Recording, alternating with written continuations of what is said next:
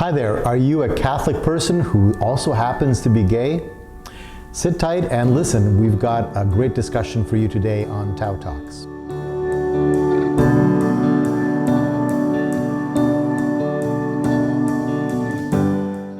The month of June is often dedicated to the Sacred Heart of Jesus, a reminder of God's love for us. During the same month, the secular society, our civil society, celebrates Pride. What is Pride? Pride is a commemoration and a celebration, and sometimes just a crazy party, remembering the Stonewall riots of the 1960s. It was a time when people who identified as gay or lesbian, especially drag queens and people who were perceived as different, were feeling persecuted by the police. And they stood up for themselves and said, no, this is wrong.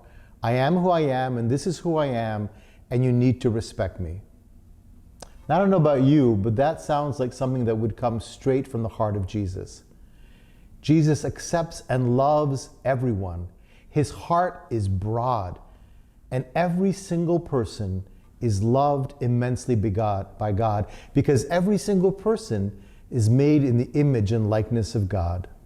The tackiest, weirdest drag queen in the Greenwich Village is more sacred than any church building, because he, she, they are the presence of God, even though sometimes it might be hard to see.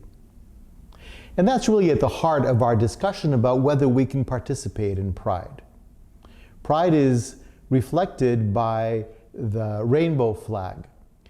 Originally, we remember the rainbow from our Hebrew scriptures as a sign of God's covenant with his people after the flood.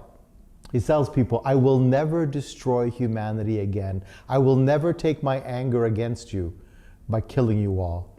And I put this sign in the sky as a reminder to that.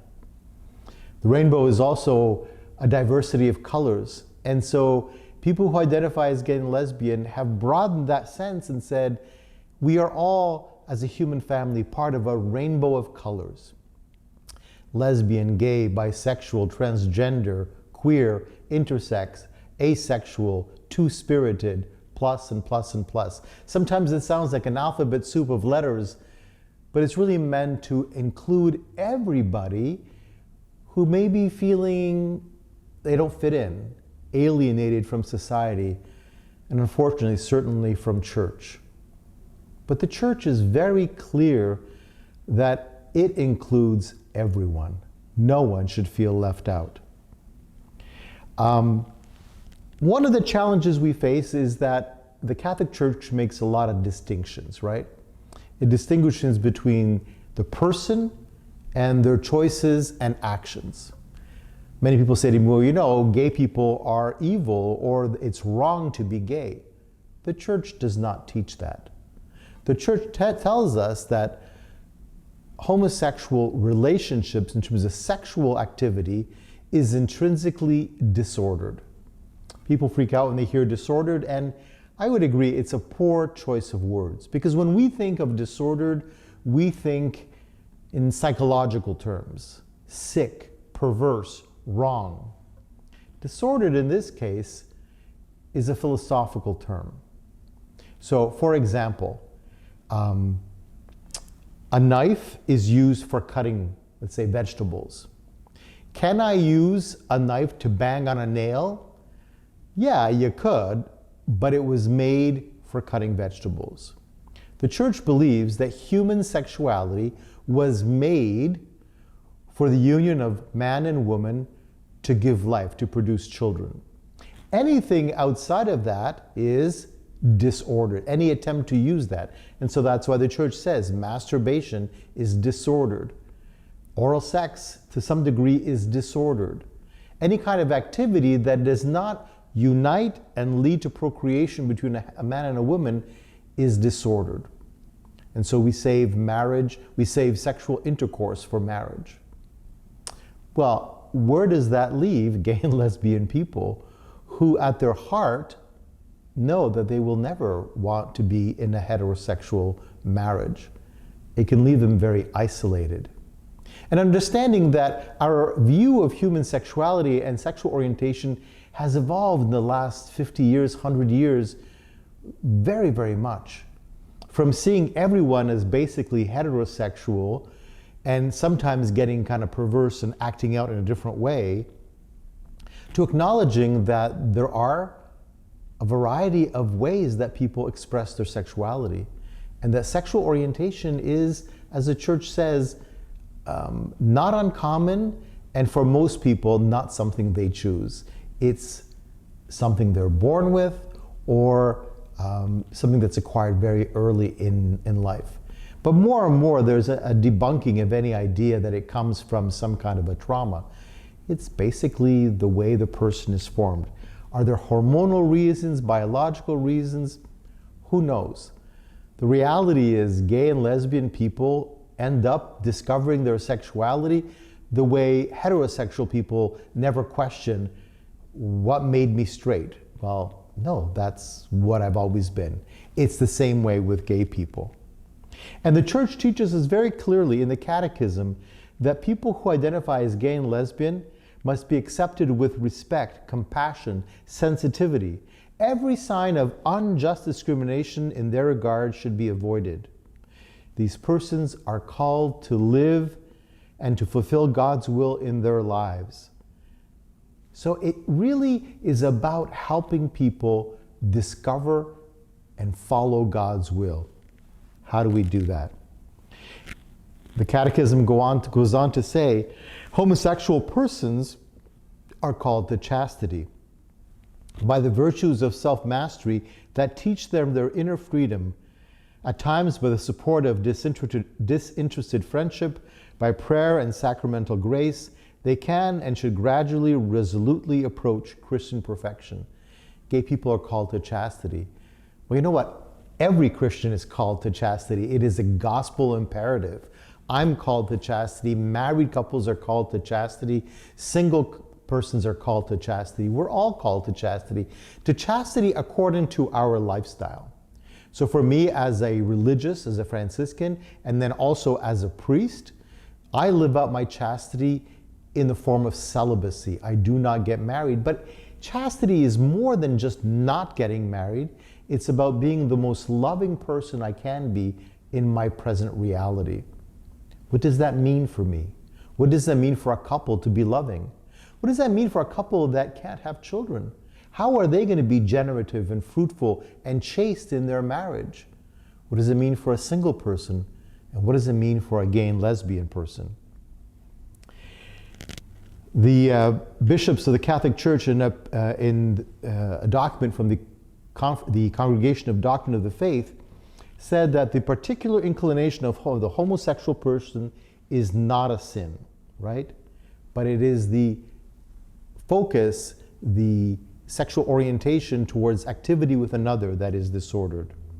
And it goes on to say, it is deplorable that homosexual persons have been and are the object of violent malice in speech or action.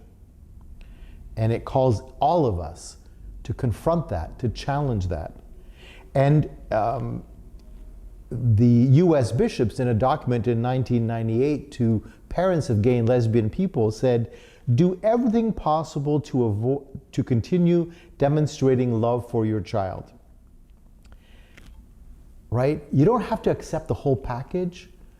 You don't have to accept everything they stand for, because we don't accept that of anybody. There is nobody with whom we totally agree with all the time, all their life choices. But fundamentally, our approach should be of love. And so if you are a gay and lesbian person listening to me today, hearing this talk, you need to know that you are loved by God and by the church, even though sometimes we fail to show it. So how do you reconcile that? Should you go to Pride? Should you celebrate Pride? Well, inasmuch as Pride is a remembrance that all people, the great diversity of people, are made in the image and likeness of God, that all people have a right to be respected and to be heard and acknowledged as they truly are. Because the last thing we need is people to hide, right? Both the church and society as a whole has seen the pain that hiding in the closet, hiding under the carpet, pretending things aren't happening is not healthy. We need to name who we are and to be proud of who we are. It doesn't mean that we're not called to grow in holiness, to develop in maturity, but we have to start with a place of profound self-love. And as Catholic men and women who are gay and lesbian, the challenge is to really look at, well, this is how I see myself, this is what I know of myself, and this is what my church teaches me. How do I put those things together? And so part of that is by studying the church's teachings, by informing yourself, by having a good spiritual director, by seeking to conform your mind and heart to the church's teaching. And this is no small task. It means really being docile to the church and trusting that a 2,000-year-old tradition of following a certain path in the Christian life is probably true for you. But there may be times where you reach a different conclusion, where you say, I can't do this. This is not how I see myself living. I don't see God calling me to this in this particular way. And that should be a rare and scary moment. But it is a moment that sometimes people have to face.